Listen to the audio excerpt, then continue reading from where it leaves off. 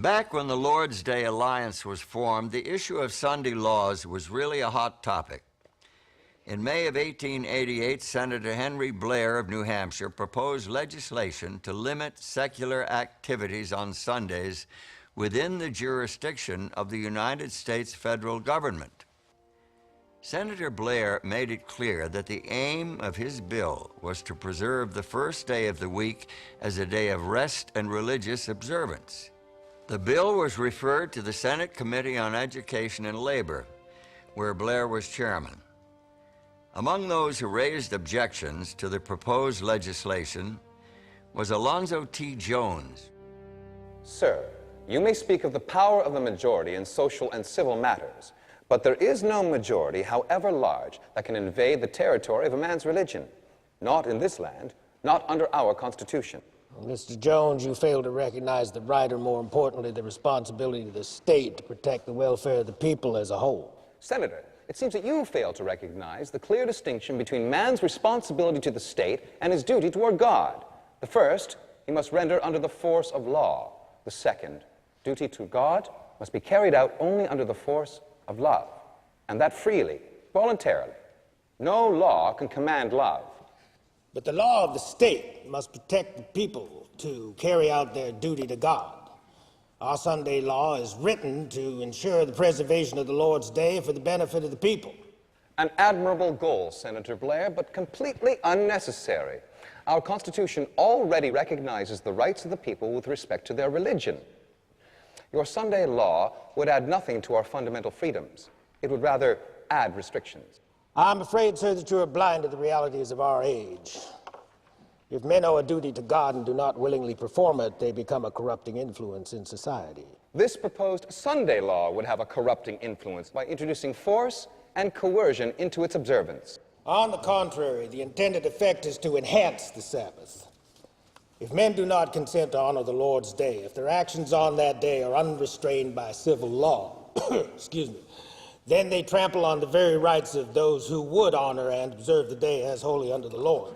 With all due respect, Senator, can you not see that your Sunday bill proposes to trample on the rights of the religious minorities?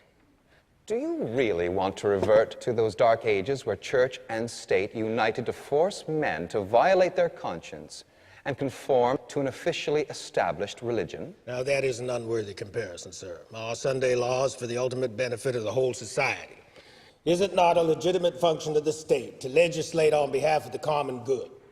The common good of which you value so highly is not served by restricting the rights of one man's conscience in order to enlarge the rights of another. It is best served by the freedoms upon which this republic was established. State-sponsored religious coercion defies the clear intent of the Founding Fathers. But this law provides an exemption for those who wish to worship on another day. Jews, Seventh-day Baptists, your Seventh-day Adventists, for example, who observe Saturday as the Sabbath. So where's the problem? The problem is... Why, just this morning, a Mrs. Batum of the Women's Christian Temperance Union addressed this committee in support of such an exemption. She has conferred with representatives of 9 different groups who observe Saturday rather than Sunday, and you know how many of those approved the exemption? All of them. Every single one.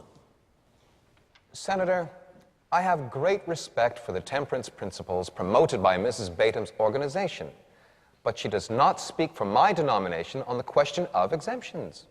Come now, Professor Jones, are you about to object to exemptions that would certainly benefit your group and several others? Yes, sir. As a matter of fact, we do object. An exemption clause would not change the proposed law so as to modify our opposition. Here is the principle, Senator. If the law were just and perfect, an exemption would not be necessary. Another thing, an exemption clause is nothing other than a toleration clause in disguise. Toleration is not liberty. It is merely a form of condescension, the majority putting up with the opinions and convictions of the minority. Our Constitution guarantees not tolerance, but rights, and we claim those rights as American citizens. Mr. Jones, without yielding the point, let me move to another question. How would you react if we were to rewrite this bill as a Saturday law, with Saturday as the Sabbath, not Sunday at all? I suppose you would take a very different position. To the contrary, Senator, All laws that attempt to force the conscience are manifestly unchristian and unconstitutional by their very nature. Therefore, Senator, we are against every Sunday law that has ever been made since the first one enacted by Constantine to the one you are proposing now. And if you changed it from a Sunday law to a Saturday law, we would oppose it just as firmly.